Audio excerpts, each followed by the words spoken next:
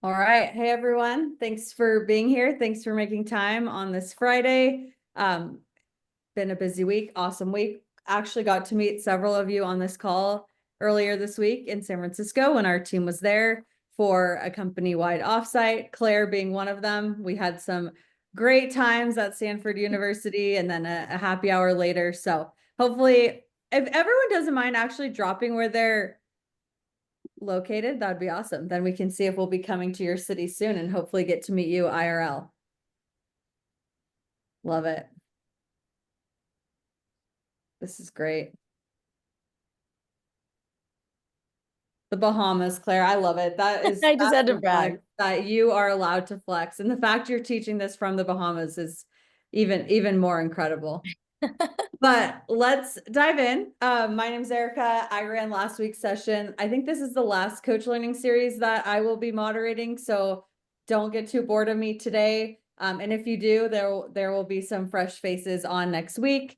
I'm joined today by both Claire and Ben, who are incredible. I already gave my introduction last week. I'm one of the co-founders of Leland. My role specifically is over coach and community. So recruiting, onboarding, training, retaining all 1,400 plus coaches that we have on the site, making sure you all have what you need to be successful. And then I work really closely with Amanda, who's on the call as well, to build our community experience through free events. So that's kind of why I feel somewhat justified and qualified to moderate this session, because over the last 3.5 years, I can say I've attended over 500 events, and Amanda just is about to hit her 500 event mark as well. So we're excited to moderate today's session, and I would love for you all to get to know Claire and Ben, and then we will dive in, given that these sessions tend to go by pretty quickly. Take it away, Claire. Amazing. Hi, everyone. So good to meet you all. I'm Claire. I would say I'm a relatively newer coach on the platform, have been on for just maybe 4 months, 4 months now at this point. I'm currently at Stanford pursuing a joint degree in my MBA and my master's in education with a focus on development, coaching, and learning. And before heading out west, I did a stint in management consulting. Not listed here, but did some ESG and impact work at a tech private equity fund, and then was investing in early stage companies, mostly B2B software, at a boutique fund in New York. And then I spent the summer doing brand at Nike. And I coach across the board, but my bread and butter is MBA coaching, VC, and then some like early stage, like early career development so like first few years out of college is like the type of people I really like to help there. Hi guys. Claire, always good to hear your background, and then I have to say mine, which is perfect. Thanks so much for that. I'll just focus on some of the Leland stuff to not give a repetitive spiel to last time, but I think I technically joined I think I technically joined 2022, but I really felt like I started ramping up summer of 22, and paired it a lot with different things I was doing, whether it was a startup or whether it was working with a bunch of different early stage companies, helping them grow. I'm actually working a lot more on later stage deals now, but really enjoying just like the growth and progression as Leland is growing, and I feel like it's been a parallel process. Happy to talk through, as you guys have questions in terms of coaching, just obviously just jump in, but happy to talk through kind of how the coaching evolution has taken place and what it looks like maybe 6 months in, a year in, 18 months, 2 years. And I feel like I've done it now for 2 full years and paired it with a lot of other stuff. And I know a lot of us coaches out there, even if you feel like coaching is your primary or one of the primary things that you do, you're often pairing it with other things. And at the very least, you're trying to use it as a mechanism or as a means to help balance the rest of your life and still do something meaningful that you enjoy. So happy to speak to all of that stuff, but yeah, let's dive into the events. Yeah, and I'll Awesome. just quickly say that I'm super excited. Ben and I have gotten to do a bunch of free events, many of which have been like my favorite ones. And I'm very excited. I feel like we, as you'll see during this event, have complementary but very different approaches to free events. So hopefully we can give you some nuggets. Awesome. Thank you so much, Claire and Ben. Really excited to have you here. Amanda, if you want to just give like a quick introduction, that would be awesome. If you run a free event, it's a 99% likelihood that you will be interacting with Amanda and you will be on the event with her. getting materials from her. So probably really important for you to meet her today if you haven't so already. Yeah. Hi, everyone. I'm Amanda. I feel like Erica described me pretty well. I help set up events, help Erica come out with or build our strategy. So at any point in the event process, if you have any questions, feel free to reach out to me, Slack or email. I can drop my email in the chat and happy to help you set up an event or answer any questions you may have about the event process. So really excited for today and to get to talk to all of you. Thanks, Amanda, and thanks for all your hard work. We realized at our offsite this week that she is about to hit her 500th event, as I mentioned at the beginning, and that's only growing. We have 81 events in February. So Amanda has been busy behind the scenes running everything from event strategy, setup, operations, logistics, making sure all the materials are made, communication sent. So she is really the mastermind behind this whole thing, and really grateful to have her on our team working with us every day. All right, so today's purpose is to learn how to run effective free events, understand how to make them engaging and fun, and how they can increase traffic on your page. We realized really early on that free events are kind of like will crack a coach's business. I stand by that. We have some actual really cool data that we're about to show that will back up what I thought was just anecdotal. Events help coaches grow their business. And as mentioned on our first session, if you weren't here, I will reiterate something we said that I think is really important to note.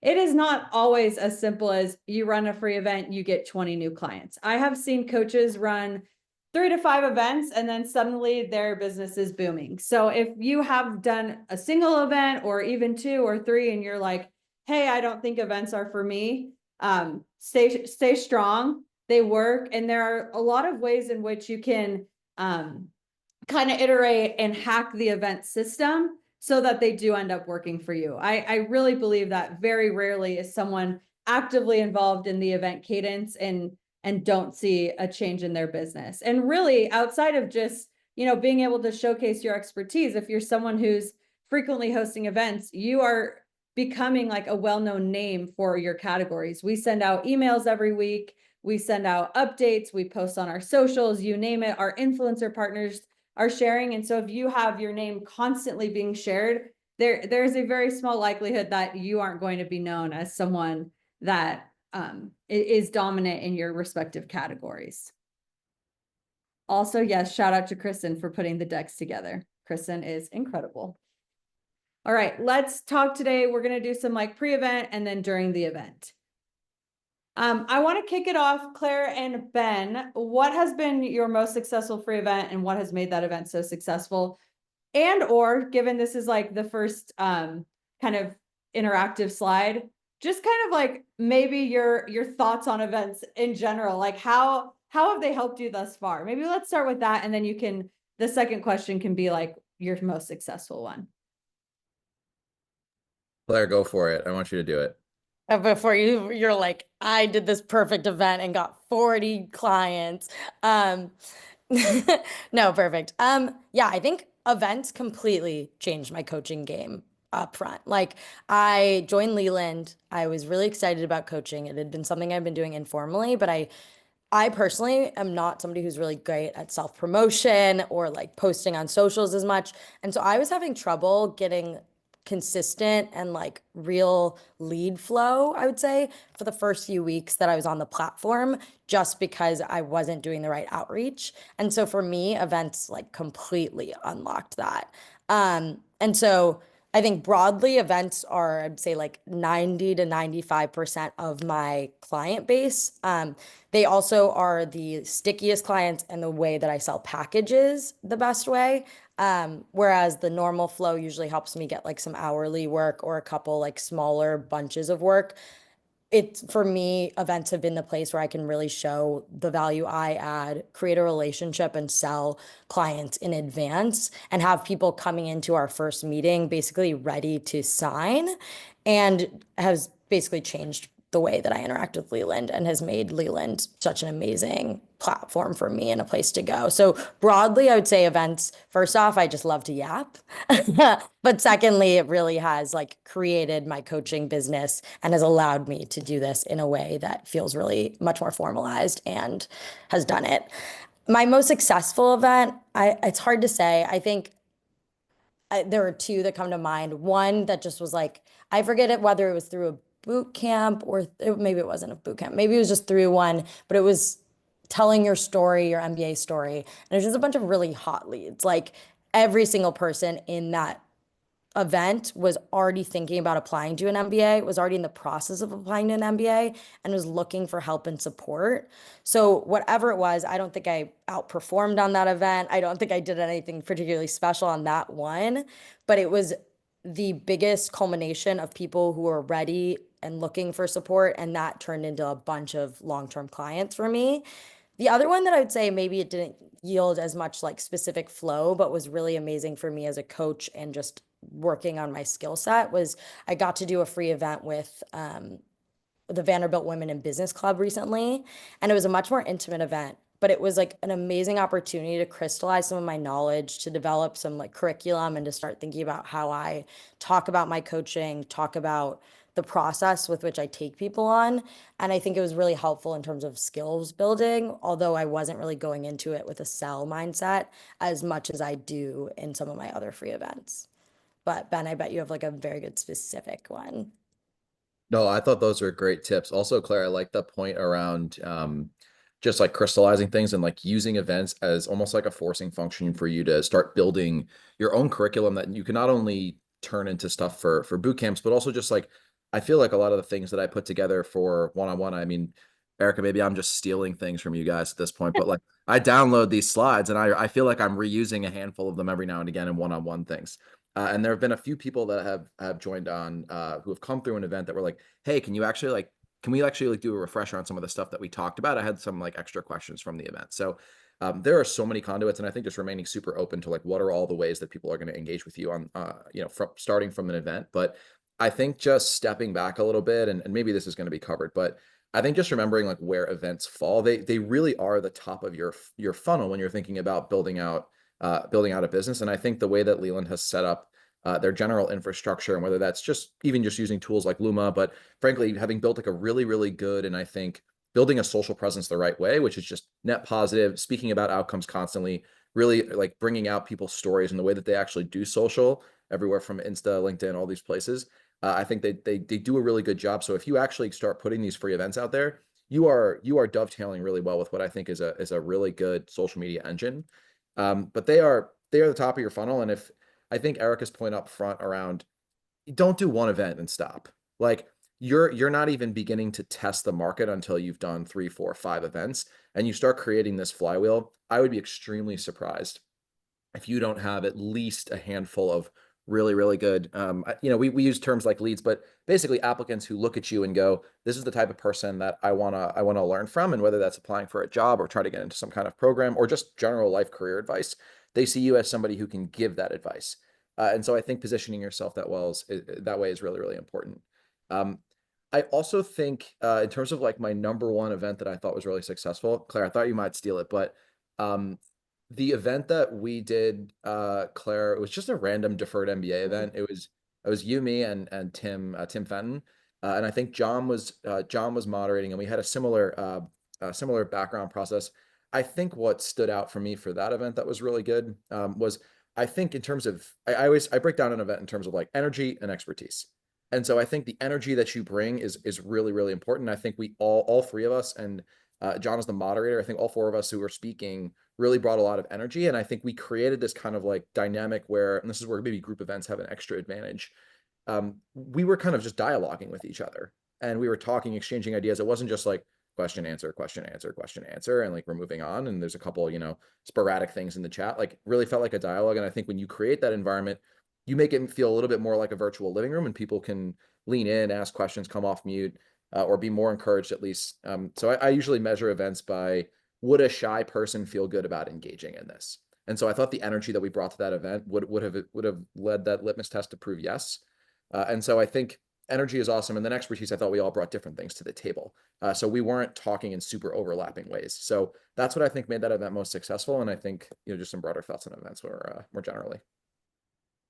Thanks, Ben. Yeah, I think so many important points brought out there. I always say in the onboarding, if you recently went through coach onboarding, that usually when a user comes to the site, just given that we are a marketplace, they're usually evaluating 3 to 4 different profiles. They're reading your bio, they're reading your information. And I think the main goal is really to distinguish yourself. And I think with a profile, you're doing a lot of telling. You're telling them who you work with or what type of clients you like to work with, or you're telling them about your style. But it's actually in the events that you're able to show, how do you think through things? How do you communicate? How do you work with clients? How do you, what kind of expertise do you have? And you have like a dedicated time in an event to actually showcase that with a very targeted audience. So, and also like your style. I think Ben and Claire both, like, even just hearing their answers today, you see how they communicate, you see their energy, you see their structured approach to coaching. And if a topic were brought up, this specific topic that they're covering. So I think there's so much value there in actually like bringing your coaching to life that you can't just do in writing. So just kind of like a perfect segue to the 5 reasons as to why you should host an event. You can demonstrate your coaching ability to high intent audiences. So Claire really spoke to this, like some of her events, very, very high intent audiences. You get marketing in front of relevant communities. You get to nurture and close leads. I think, if I'm not mistaken, Amanda can back me up. Based on our data, I believe it is that it usually a buyer attends 3 free events on Leland before purchasing. So as you can tell, you are really nurturing them, right? They might have gone to a big panel and then they go to an individual event with you, and then maybe they're at an AMA. And so they're getting nurtured to get one step closer to hopefully buying coaching. You can show and create value for your customers. I think a big takeaway I always see is users saying, hey, if I could get this for free, imagine what I would get for if I paid.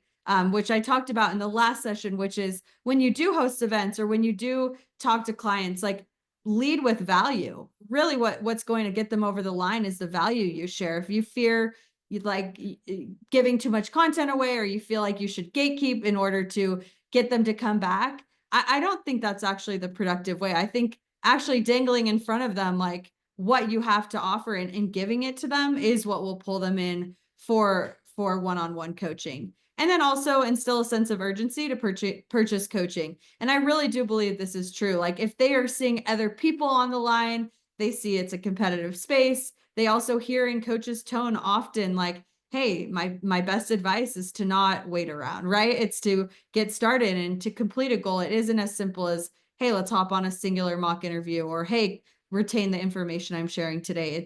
It's a long process. And by seeing and feeling that on the call, hopefully it will inspire them to take action more quickly.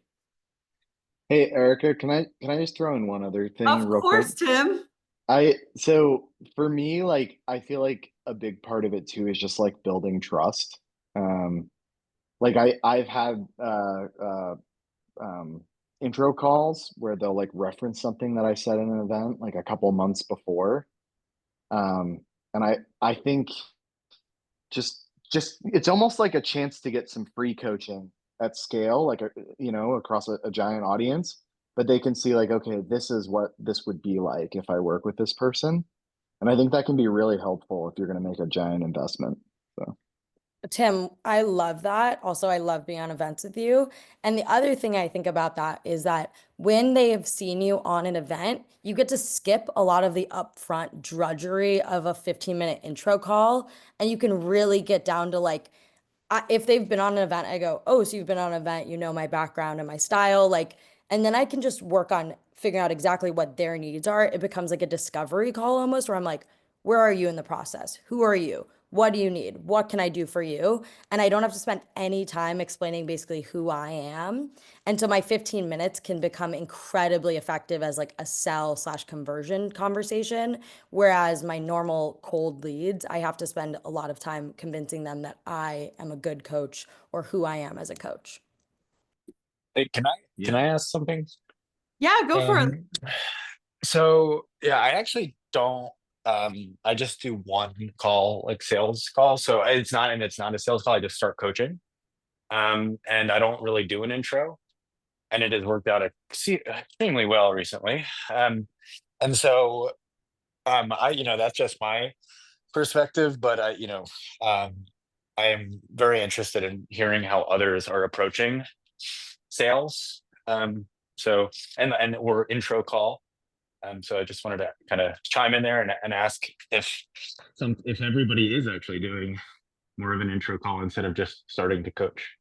Yeah, Lee, Ben, if you have something you want to say, feel free. You were shaking your head. We have an entire session just on intro calls and Okay, sorry. sales. Never So mind. I think that might be better just so you can actually get like amazing advice there. But Ben, if there's something that you wanted to chime in on while shaking your, feel free to. Is there a recording to that?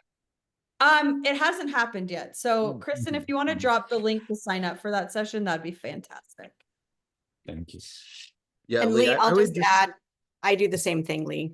I just jump right in and then if people want to know something about me, I try to remember to ask that question at the end. But I'm very in the approach and it works well. Yeah. Yeah.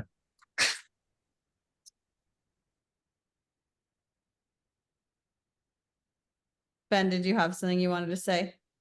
I always have something I want to say, Erica, but we should keep moving. This was good though. All right. Awesome. And Lee, we also have a recording of a prior session we did that I'm happy to send you as well. It's Thank going you. to be different than the actual training, but should provide Mhm. some tips. All right, Thank let's this is going. Oh, thanks, Kristen, for dropping that. Amanda, anything else you've seen like as you've been on the events, just like anything you want to add here?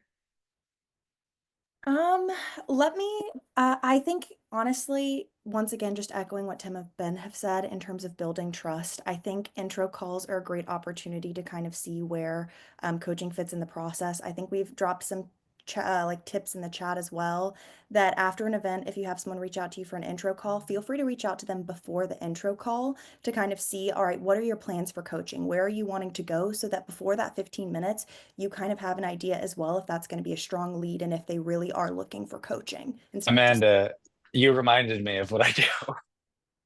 That's how I do the intros. I do it over chat. Yeah. Yeah, absolutely. I think that's my prime point to make there. Yeah, that's a really good call out, like getting them prepped for the intro call. And we'll cover a lot there. Thanks for sharing, all of y'all. Okay, I'm going to provide a stat right now. Coaches who have hosted an event last quarter earned 7.2 times more on Leland than those who didn't. Okay, take that. Hopefully that inspires you. Hopefully that's why you came here today, just so you could see the stat. But really, they're so important. And one of the important parts, and I think Claire and Tim and Ben kind of all alluded to this, and Amanda brings this up often, is the quality of the event is actually the most important thing, right? Like it's sometimes, yes, it's a volume game. Sometimes it's multiple touch points, but really I think the most important thing is that when you are setting up an event, you're also thinking about what you're delivering during that. Because to Tim's point, it's building trust, it's adding value. These are the things that people remember. In fact, when people go to an event and the coach isn't doing a fantastic job, that's also very memorable, right? Like, hey, I didn't think they were super helpful, or I don't think what they added is really that necessary for me, or they didn't highlight their expertise well enough. So just as a quick plug, if you are setting up an event, there is a bit of prep or thought involved. And sometimes if you're hosting just something like an AMA, pretty straightforward, not much prep there, and that's totally good. But therefore they're going to be relying more on your expertise. How quick are you to think on your toes? What kind of answers are you providing? There's still a bit of judgment there. But if you are setting up a workshop or setting up something a bit more structured, think about how you want to polish your materials and put forth your information. And just Erica, kind of, oh, sorry. yeah, go for it. I was just going to add to that. I think another thing to think about is the timing of the event versus the topic. So, for example, I do law school admissions coaching, and in January, a lot of people they know they're going to apply to law school, but they aren't really thinking about starting yet. So I did an event saying, what can you do right now to get the ball rolling so that things are smoother and at a more like manageable pace once summer comes along, and you'll be done by the time everyone else is scrambling. And a whole ton of people signed up for that event. And I got 3 packages after that event. So I think, just trying to like think of the app, if you're doing app admissions, obviously the application cycle and when you're going to, which topics to hit when is very helpful as well. Totally. I totally agree on the timeliness of things. And Ben spoke to this a little bit last time. Like, yeah, being relevant and thinking through like your own event strategy. When will people need certain type of help? Maybe it's like, yeah, selling early bird expertise so that you're getting people in the process earlier. That's such an important point to the quality, the relevancy of the timing. Jesse, feel free to hop on in. Yeah, thanks very much. Yeah, you were talking about the quality of the events, and I really think you can't hammer on that enough. Right now as you know, I've been in the process of kind of building my library of events, and I'm trying to end up with an annual cycle. So talking about the timing too, right?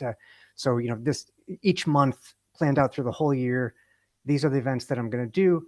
So I'm spending like weeks sometimes on each event, but I know I'm going to be able to reuse it, right? So it's an incredible amount of work right now, but it's going to pay off in the long term. And then I'm hoping by next year, it's just going to be kind of starting to become a kind of machine, right?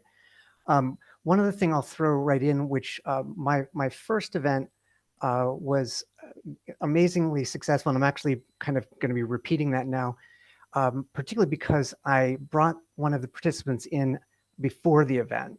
And this is something that I don't see done very often, and I think can be really, really effective. If you have something where you can use some people as an example, then invite them to contact you beforehand, then try and do a little bit of work with them. In this case, it was on like doing deep dive school research, and I did like a couple hours, and I did a bunch of other work myself for this applicant, and then brought her into the event and made it really interactive.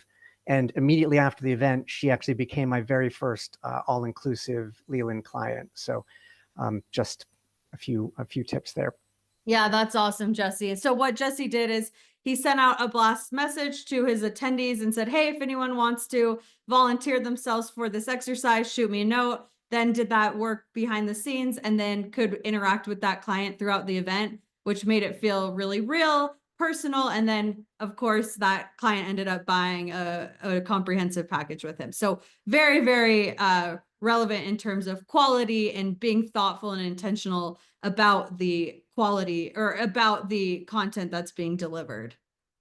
Annie, I did see your message too in the chat, which says after a free event is that 4 and 5 people are no-show. They seemed excited right after the event, but then lose interest. I think that's to our earlier point, why I think thinking about events as like a series is really important. So maybe you're part of a huge panel, you get some initial interest, and then you can host like a follow-up event, maybe an AMA or something a bit more like office hours, personal or smaller group, just to have that interaction, because it really has been proven, like just from our data and how we've deeply studied events and how they work, that people tend to go to 2 to 3 events before they're purchasing. And so, yes, sometimes it's one event and they're intrigued and they go buy time. But usually I think there's a bit of nurturing that has to be involved. And then they realize, oh, okay, this person or this coach is actually someone I want to work with, or, oh, I'm actually like unraveling even more as to why coaching would be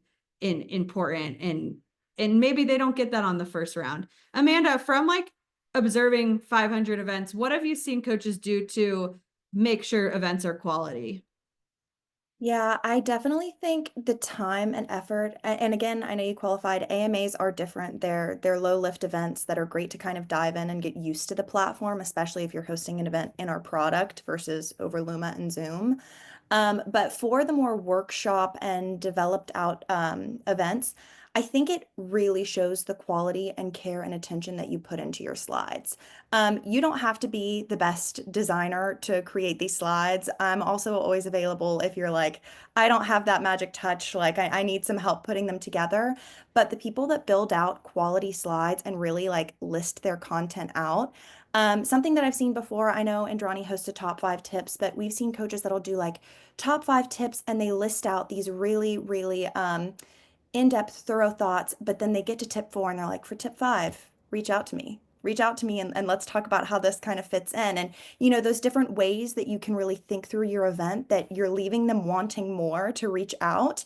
But you're also really demonstrating your expertise. And I think the events that have, you know, if it's more than 30 minutes, you know, upwards of 10 slides, even more, like it really does make a difference as a participant and an attendee. And one last thing go I'll for it. add. Oh, sorry. One last thing I'll add on top of this like idea of no shows and everything. I think I went into my first free event being like, I'm gonna get like 10 clients out of this and they're gonna be forever and they're gonna pay me so much money, all of this thing.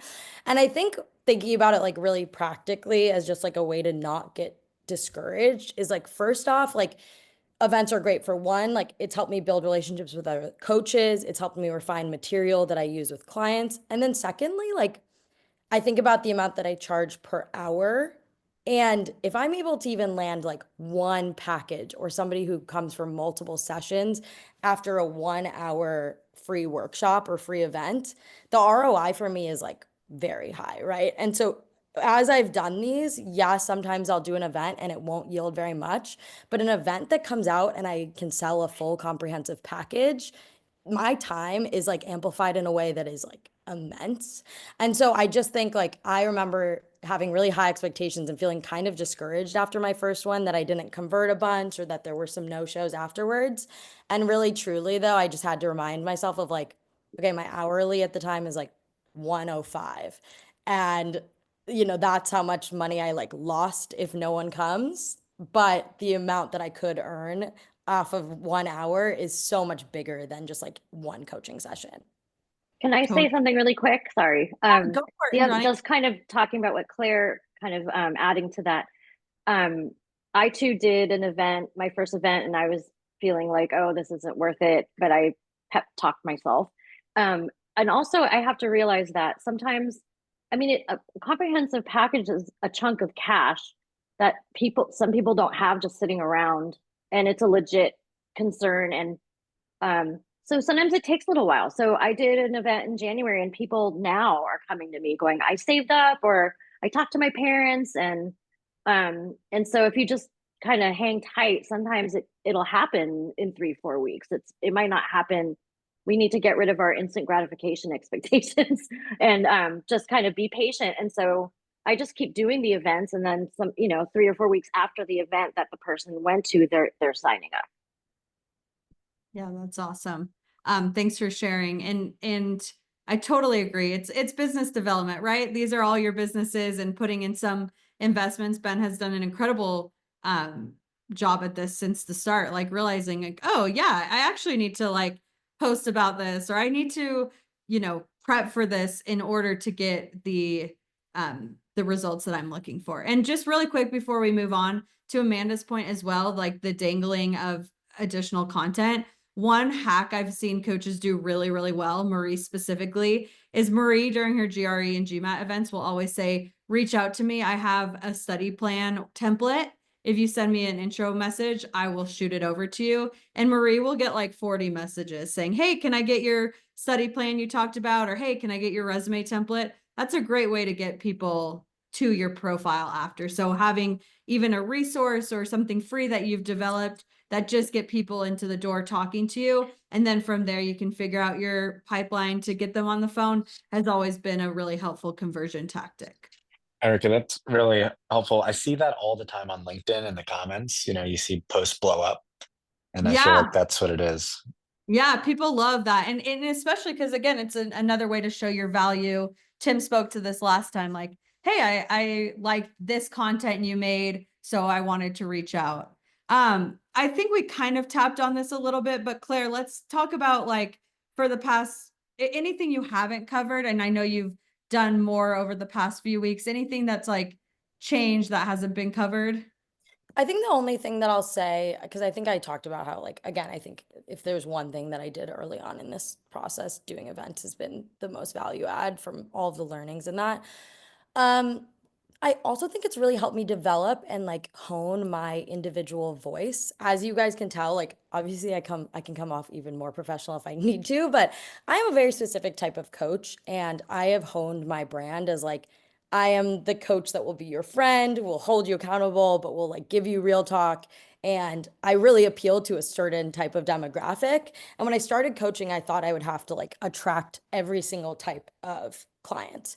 And one thing that events have helped me, one is become more confident in who I am as a coach, what my distinctive value proposition is, and how I pitch that in a way that is cohesive and true to me, which is one, improved the way I coach and made me a better coach for the people who sign on for that. And secondly, like really helped me just have that confidence to develop my skill set, taking what I can learn from the Bens of the world and from the Tims of the world, but also realizing that I do have a distinctive and unique voice that speaks to a very certain type of client base. And that has allowed me to break into my own niche without feeling like I'm stepping on anyone's toes or like kind of just like getting lost in the sea of it. And so I think events have given me that. Like sometimes I test an event where I crack a ton of jokes and I'm like, oop, no one liked my jokes. And like, or another time I'll get really woo woo and talk about my feelings, or I'll like almost cry and like, oh, everyone liked that. And so really, truly, it just is like a fun testing ground to just like spend an hour seeing what works, throwing things at the wall. And it has really just, I think, on top of being a great lead gen learning opportunity, it's really helped me find my voice and practice coaching at scale in a way that has been really, really helpful to me. That's awesome. Ben, anything you want to add on this one? No, Erica, great.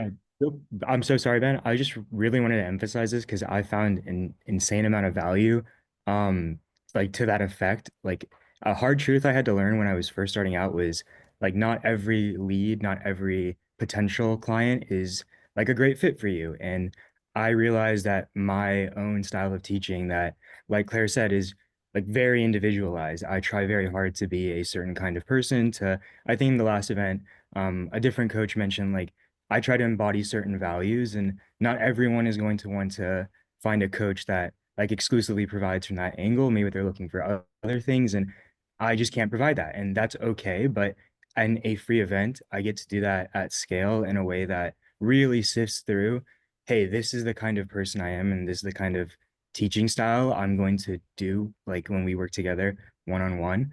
And so yeah, I just really want to emphasize like what Claire said, and to that like end, being yourself entirely in a free event is really, I think, important because like when I first like I've only done one free event, but like when I first started out, I was so like, oh, like Ben was like very this when I was in a free event with him, and like Somali was this, and like I have to be like very professional and serious and be like, oh, I did this and this, and then like very quickly I realized like that's not what I'm going to be, and it's like hard to maintain that. So getting to be yourself and let a lot of people know what that looks like is very, very, yeah, no, you were good. You're good, Ben. Don't worry.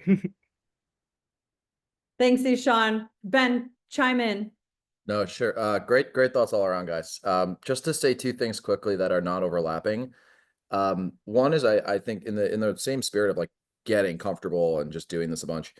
I think like for a lot of people, like public speaking, even if it's virtual, like you're talking to a bunch of people and you have to talk for a concerted period of time, that takes practice, that takes some reps, that takes a little bit of getting comfortable. So I think free events are actually a great way to do that, and that's obviously a generalizable skill you can take with you, with Leland and beyond.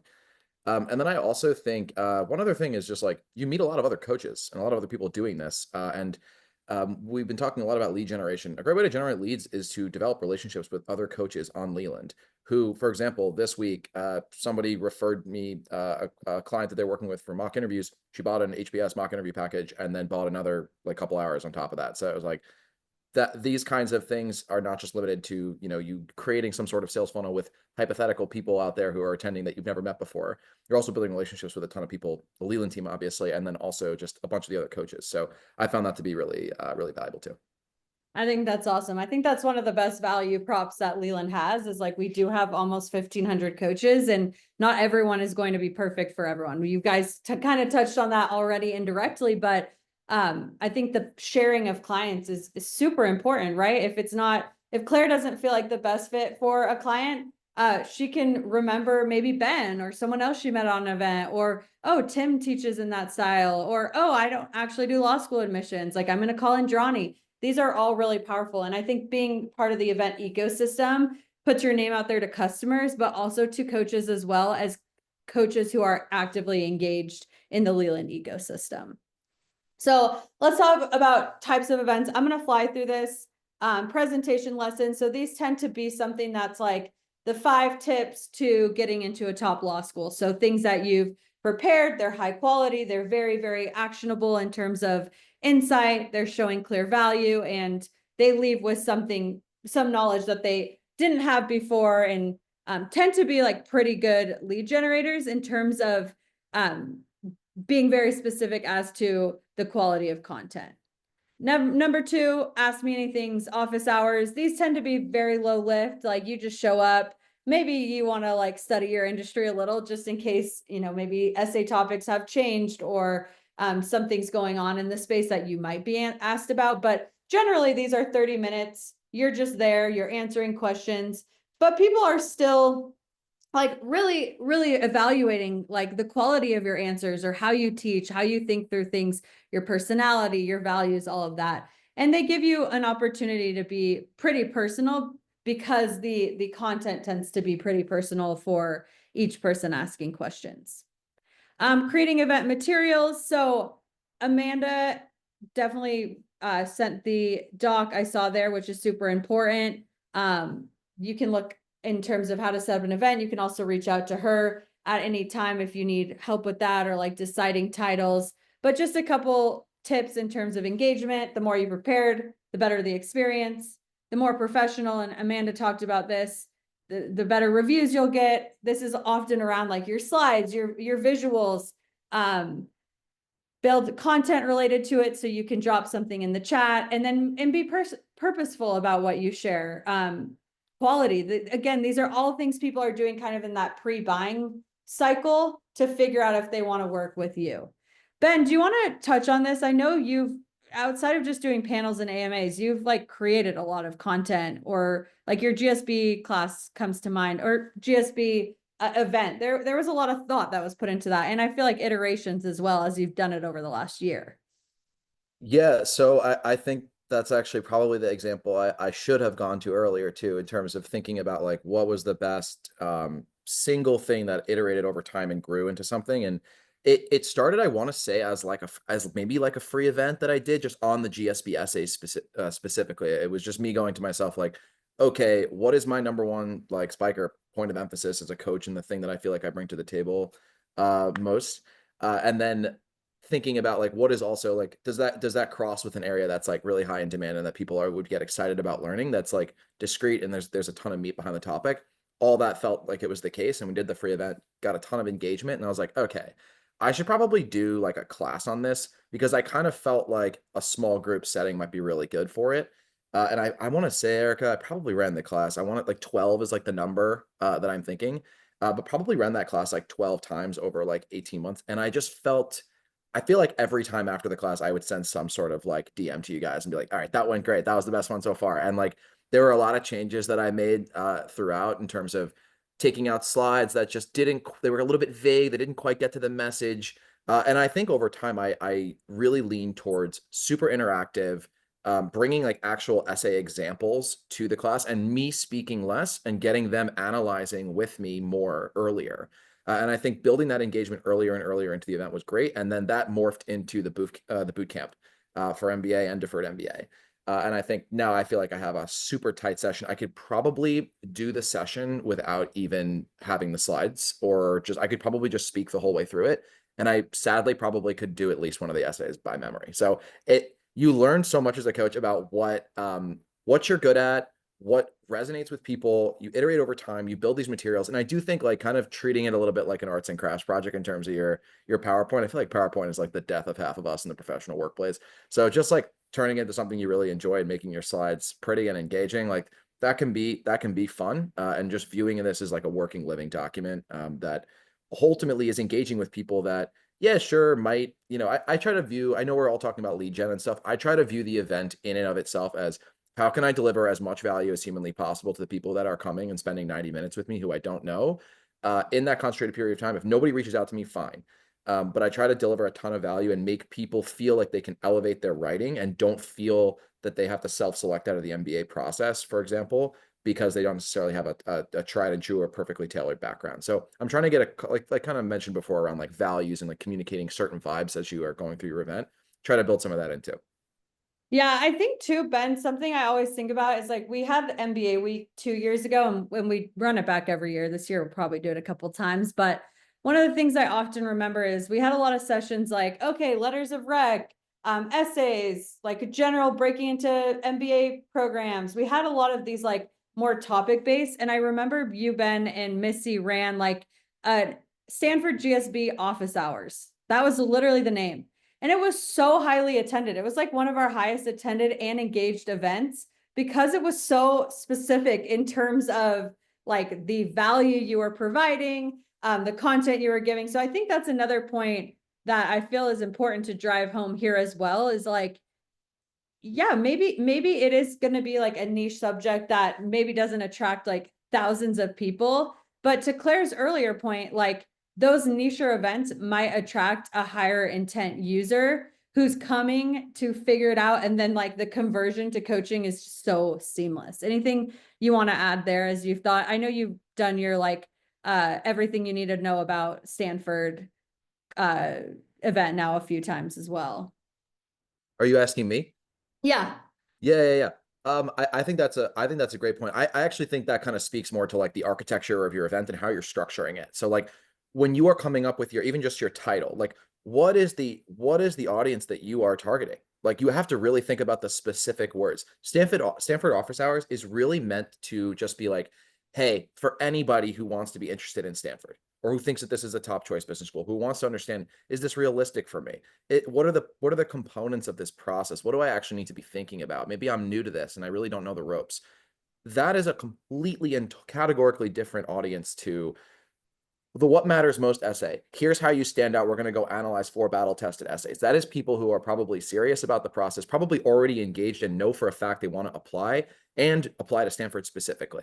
So you are reaching 2 totally different audiences. And I think designing your curriculum, back-end stuff, how you speak, how you go about this, with that knowledge in mind is just super important. So those are my thoughts there, Erica. Yeah, thanks for sharing. Amanda, as you've like been planning events with coaches, on this like event creation side, what are like some titles or like event topics that you feel like have been really sticky? Oh man. I think off the top of my mind, the more specific you can get in your title, the better. If you can bring in some of your experience into your title, it goes so far. For instance, we have a coach, Jerry. She's incredible. She helped found the HBS 2+2 program. Almost all of her events include co-creator HBS 2+2 program in the title. And while it may not be the most catchy, even as a subheading, like the fact that that content, people are taking one glance at that and they're knowing exactly who they're talking to and just how qualified and experienced she is, it's incredible. And I think that it does go such a long way, especially in our marketing emails. I mean, oftentimes when we're sending out emails and our marketing team, who shout out to them, they do such a great job, really, oh yeah, all right, you're getting to it. But when they're sending out these emails, oftentimes, in week overviews, people are getting the titles of these events, right? So a catchy title goes so far, but you also want to make sure that it includes in some way your experience or your background as well, to really stick out in general when people are taking a glance. Yeah, I love it. I think that's super necessary. Any social proofing you can do, you can, be creative in your title, be specific, social proof it, quantify it, you name it. Like people love like Indrani's like a former law school Stanford admissions officer. People love that. Or Ty, I know you ran like hundreds of MMI medical school interviews. Like people need to be seeing that you yourself actually interviewed people for med school. Like that's what's going to get people to the event.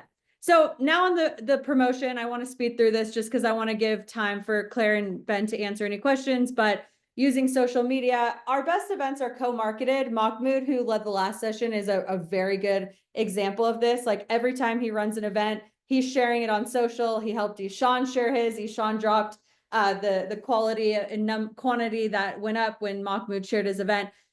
Co-marketed is always going to go further.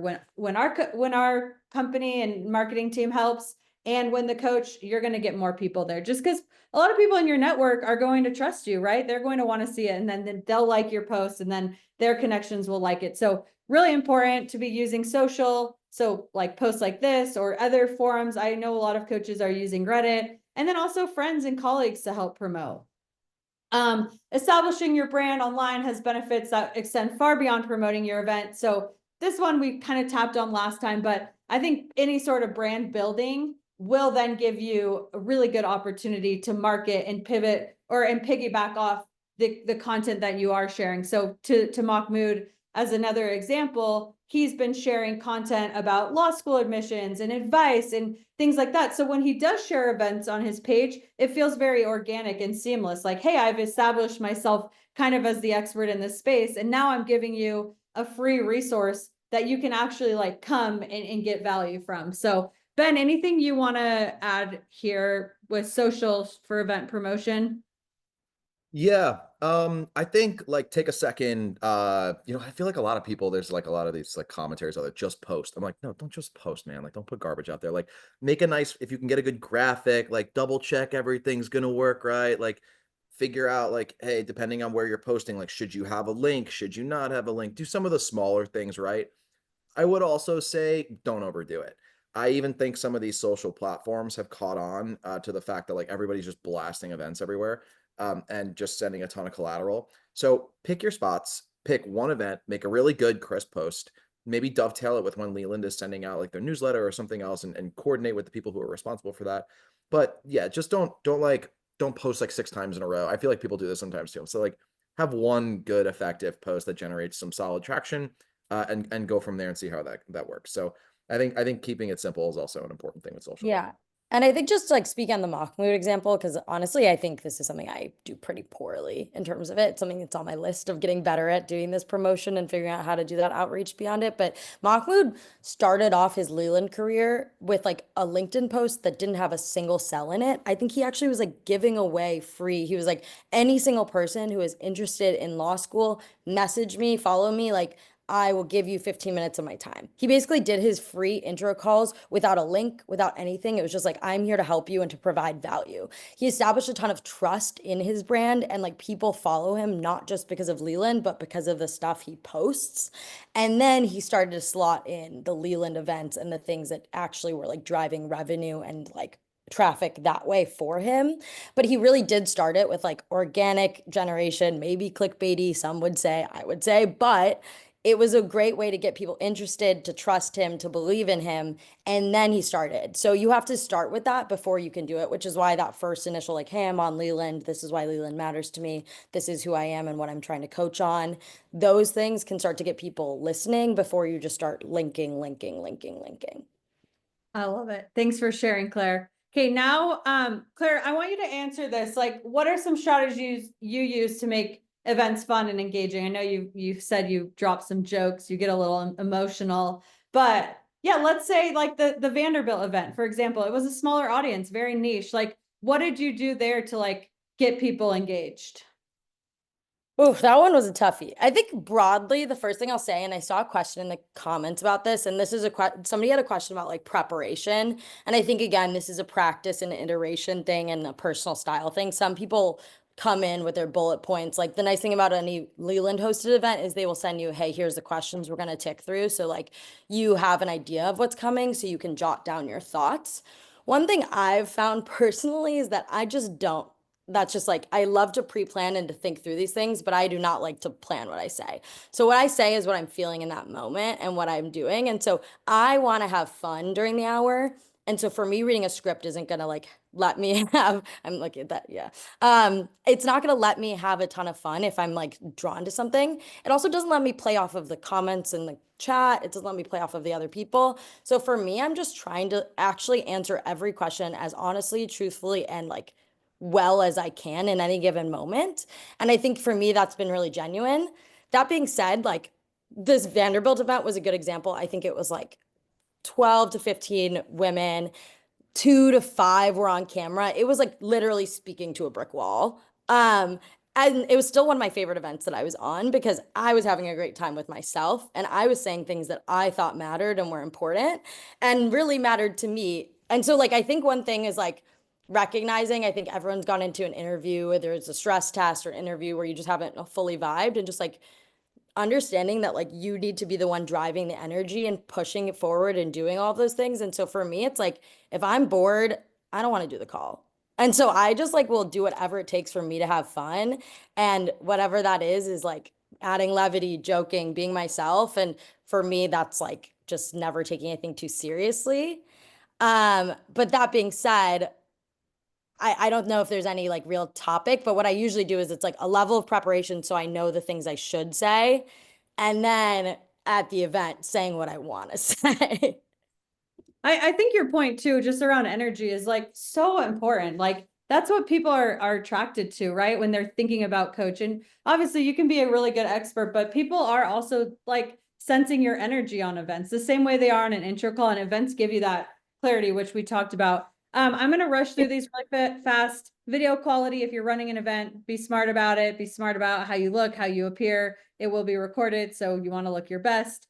Your tone and your responses humanize you. So Claire really spoke to this. Make it human. Don't be afraid to share things, learning, life experiences, qualifications, and your approach. Like, how do you work with people? Ben, I've seen you do a really great job about this when people ask you questions on like AMAs. You're like, hey, this is how I work with my customers on that. Like, this is what I talk about with my customers. When you work with me, I will send you a get to know you questionnaire, whatever that is. And I think this is really important to bring that humanization and like coaching conversion to each of your conversations. And same with like great content. We talked a lot about this. So being specific, being real, being open, sharing your highest value information. Same with like questions and being an expert. Again, people are looking to you as the expert at your craft. So final, if you host an event in product, you will get reviews. So make sure to prompt them to do that. But right now, I think we talked a lot about this one. So we have 5 minutes we can spare. I know last time we got right to the hour as well. Ben or Claire, are you guys good for 5 more minutes and then we can part ways?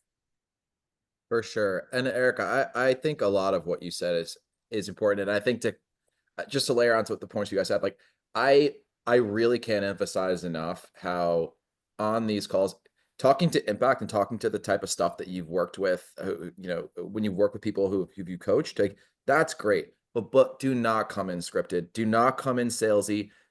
If as soon as you sound like a used car salesman, you might as well end your event.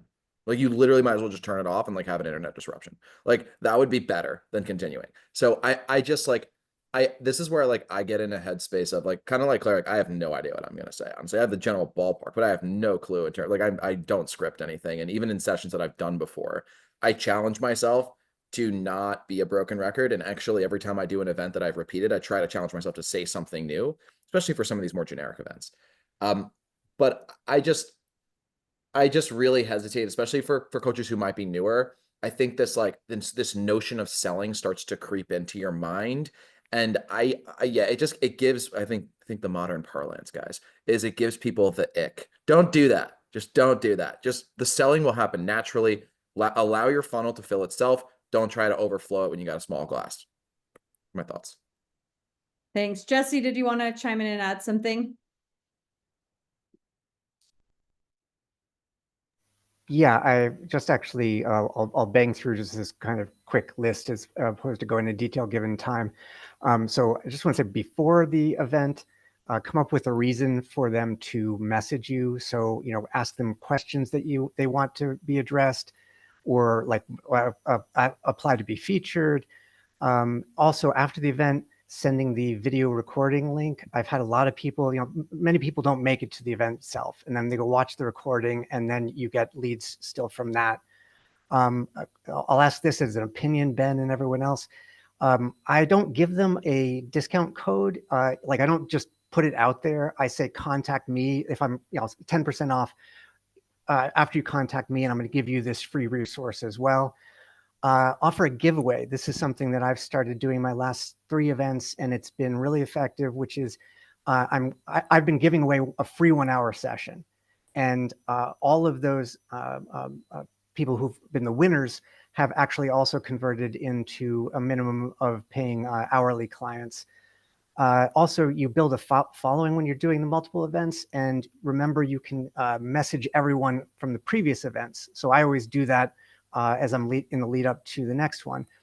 Ben was talking about in the last event about that it also even improves your coaching, and I 100% agree with that. And I'll say also personally, I'm not naturally comfortable, like, being public on video, and especially live events. I forced myself first to do recorded interviews. And so this has been a jump for me to just be live. And it's been, I think, personally and professionally, a lot of growth. So I'll leave it there. Thank you. Yeah, I think your giveaway discount codes, we didn't even tap on that really, but I know several coaches, Ben and Claire alike, are at the end of panels or at the end private events saying, hey, contact me for 15% off, or even putting the code. I think that's a great way to convert people, but fun to do giveaways or anything that really gets people excited to reach out and get them in your orbit somehow. Thanks for sharing all those, Jesse. Any final tips? I know I said 5 minutes more. So with the 1 minute we have left, Ben or Claire, anything else you want to wrap up with or drive home before we part ways? I'll just say real fast, a couple super tactical tips. I know people also kind of just want some tactical tips too. Like, okay, feel free to set a few norms for your events. I think this is a great thing to do at the beginning. Like I always say, video on. Like I will explicitly ask people 1 or 2 times during the event, like, put your video on. Like, love seeing you guys, love less seeing myself, right? Like it's great to have like an audience you're talking to. And I also think just like there's one thing that we haven't touched on in events, which is like I call it the always one effect. Like there's always one person who's gonna like write some crazy message or ask 73 questions or like somehow jeopardize the possibility, like jeopardize your entire event's flow and like possibly derail it. I think setting some norms up front about what questions are good questions and constructive questions and group and outward focused questions are really, really important. You prevent the like, hi, this is my whole profile and life story. What do you think of my application? It's like, these are not like, this is not the space for that, especially when there's 100 people on the call. It will create a frustration amongst everybody. So I think just one tip that I always try to drive home is like really be okay with setting your own norms for your events, obviously within reason. But just something I've been doing and I've seen it be really effective and frankly make the events more engaging, even just by asking. And then I'll just add 2 other tactical tips, and then I think agree this has been like super comprehensive, and also I love this stuff, so always happy to chat with people more. I think the first is, yeah, for me, I don't love an explicit sell. It's not how I work. It doesn't feel authentic to me. I am tactically and like subliminally selling the entire time though, and I just put in the chat, but it's stuff like where I'm like, when I'm working with my clients, we do this, or, oh, I'm always saying this to my clients, making it like I'm saying things that make it seem like this is something that I do all the time, that a bunch of people are asking from me, that I like have, and this. And in the same way, the discount codes have not usually worked for me super well at the end of the event. Especially if they're thinking about a package, it just like a 10% off right there is usually not enough for somebody to still lock in with me. Scarcity is something that makes people move. There was like something I saw in one of my classes a few weeks ago that I already don't remember, but I remember like this idea of like every once in a while, if you can drop the fact that you're only accepting a couple more clients, or that your book is filling up, or that, for deferred MBAs, like I was like, yeah, I don't like to start with new people after Feb. I was like, that's like where I like to. It gets people urgent. It gets people booking their follow-ups immediately. It gets them ready to do it. And if they're like, oh, she has 2 spots left, I need to get that intro call. Maybe I have 5 spots left. But that's kind of the only way that I actually am like selling, I would say. And then the second one, and I just like and this is the woo-woo in me, and this is what you get when you do a free event with me, is like, free events clicked when I started leaving them with so much energy. Like when I leave almost all of my coaching sessions, my roommates know I was just coaching because I'm like bubbly, talkative, like through the roof excited. And I feel the exact same way from these free events. Like I leave just so, so happy to have done it. Whether I'm talking to 200 military vets that I don't like know anything about the military, talking to 10 people who are off camera at a Vanderbilt event, like I leave buzzing. And that's why I do free events, because I can learn, because I can teach, because it makes me excited to do it. And genuinely, if it's something that feels like pulling teeth and isn't fun for you, maybe there's another way for you to show your skill sets, to add value, and to find your personal voice as a coach. And so I just also want to remind that like there are the hyper extroverts that this is super exciting for. And it's just about finding the ways to make events fun and exciting and energizing for you. And that's the way it's going to click. And that's the way to find like your formula. I love it. Thank you so much, Claire. I +1 to the scarcity. That has been like our #1 thing on panel events that we've done is like selling that. And it is true. Like our top coaches don't have more than 8 seats in an admission cycle, especially if they have a full-time job outside of it. And so being able to communicate that like, this is why you should reach out to me is super powerful. And +1 to the energy. People love energy. They can also tell when you're bored, when you don't care about what you do, the passion shows through. People want to work with people who are passionate and are excited to work with them as well. So thank you all for being here. Sorry for going 9 minutes over. Probably my fault because I wasn't a great moderator keeping us on track, but really, really appreciate you all coming here. Amazing coaches on this panel. Debbie, an amazing event host. She's closing masters packages like nobody's business from her events that she runs each month on the personal statement. And several of you I'm looking through have hosted really amazing events. Emily Lammers did a waitlist MBA event recently. I've called out a few others of you today too. So thanks for making time. Thanks for learning from other coaches. And also thanks for being here and sharing your learnings as well. These will all have coach moderators and panelists, but this is a joint opportunity for everyone to collaborate. And there's so many learnings here. So if you have any additional thoughts, drop them in the tips channel of the Coach Slack, and looking forward to seeing you all next week. Thanks again for being here. And a special thanks to Ben and Claire for their expertise shared today. Thanks, Bye. everybody. Have a great weekend. Bye. See you guys. I know.